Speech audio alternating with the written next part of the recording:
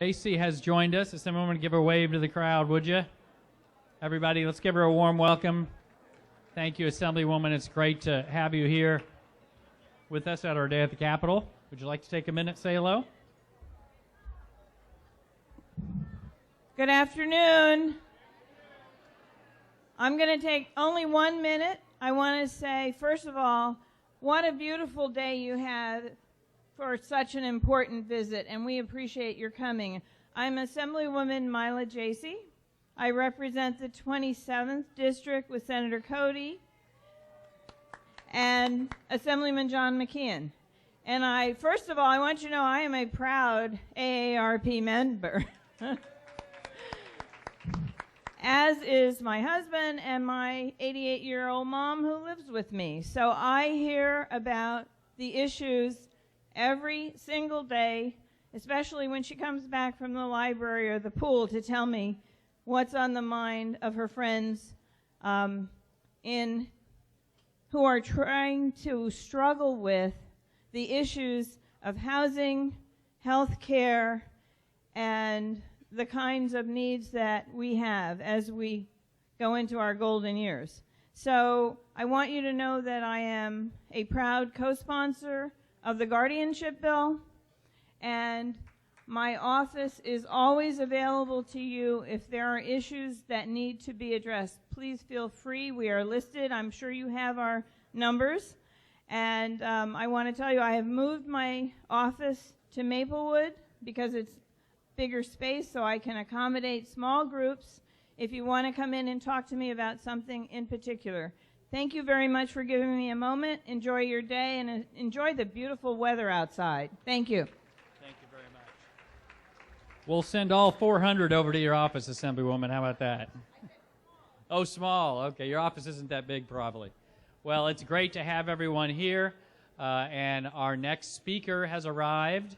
A man you all probably know very well, a very important leader in Trenton for many years.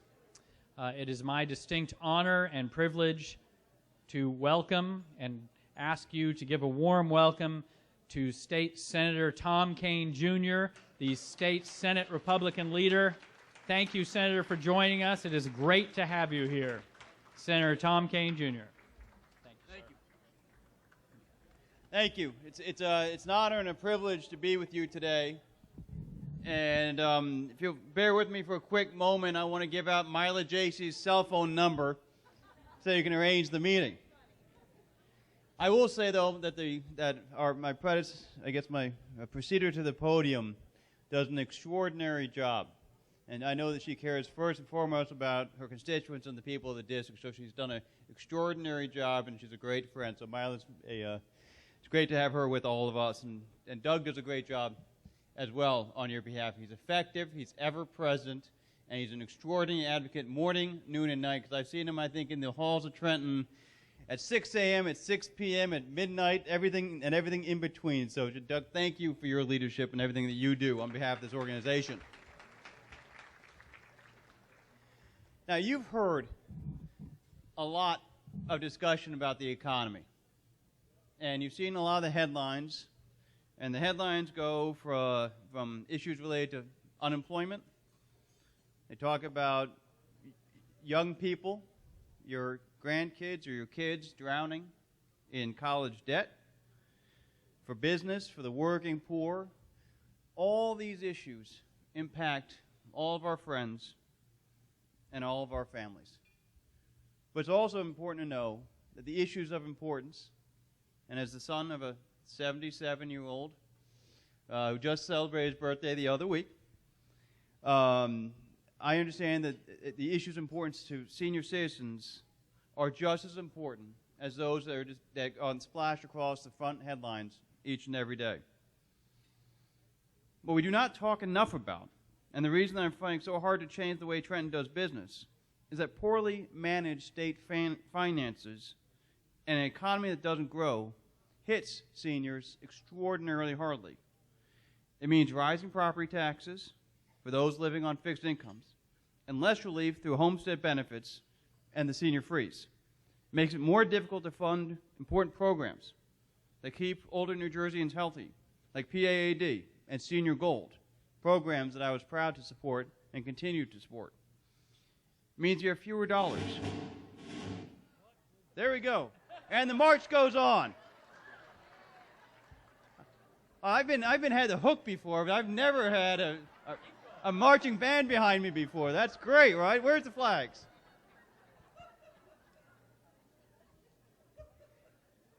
But it's a recording, because the dollars don't buy as much as they used to, right?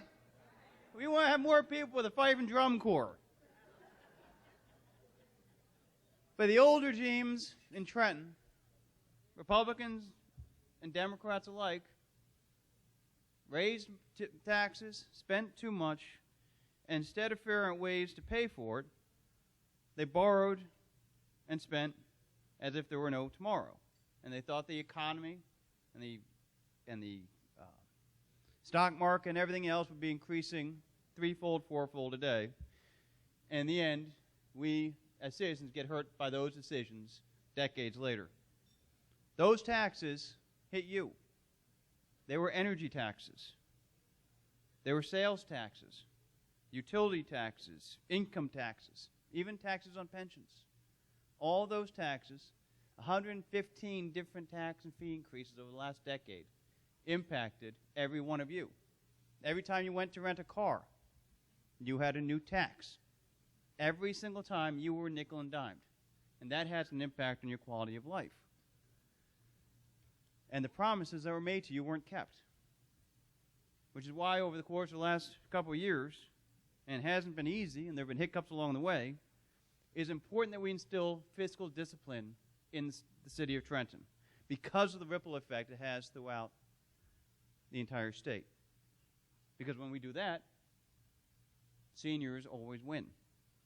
You win because when the government lives within its means, jobs are created, the economy grows.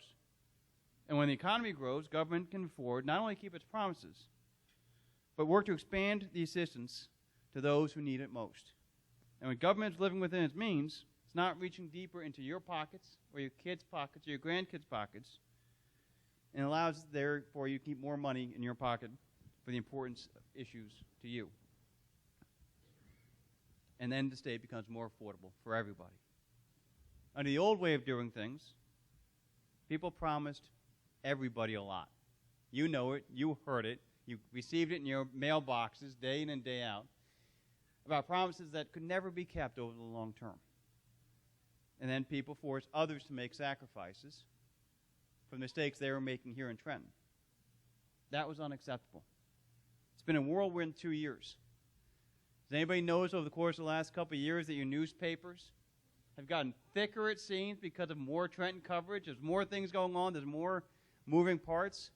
You've seen it, where there's been so many different moving parts and so many different things going on, because we've been having the battle about how to fix the state's economy. Fixing years and decades of bad decisions is not easy, and it doesn't happen overnight. And those of us who answered the governor's call had to make some very difficult choices. But through it all, I'm proud that we were able to keep the safety net intact for seniors in need. Full funding for health care programs like PAAD and Senior Gold. Maintaining funding for property tax relief. Expanding assistance for homeless and disabled veterans who fought for our country. And not asking anybody to pay more in taxes for people who pay the highest taxes in America. And we're also making important headway for protections for seniors in an era of rising fraud and exploitation, such as my legislation, to improve the standards for power of attorney and guardianship of adults that would help ensure older citizens are not taken advantage of in their time of need. And I've worked with this organization, and I've worked with Doug very closely, and we're working hard to make sure that this bill becomes law. And while we have a long way to go, our economy is slowly turning around. The fact is that we can and we must do better for all of you. But the fact that we're creating jobs and attracting investment isn't just good news for younger individuals looking for jobs and looking to raise their families. It means we can have a fiscally sound state that your kid, not only can you afford to live in this state, but as I look at it, this is an issue that impacts all of our families. How many of you know people in your families that had to find a job out of state? How many? Raise your hand. Because they couldn't find a job here because it was too costly to create a new job. How many of your grandkids may be coming out of college with extraordinary debt, and they're now a plane ride away? Right? That impacts one of the most precious resources we have in our state, which is our families. And that's why this fight is so important. Because every single hour that you can spend with the other members of your family and with your friends who have been taxed out of the state is an hour that all of our lives are better. Is an hour that we honor the most important obligation that any of us have, which is to ensure that the next generation and the generation thereafter has all the wisdom and inspiration that will make this state and this nation and this world a better place in which they can live and work and raise a family.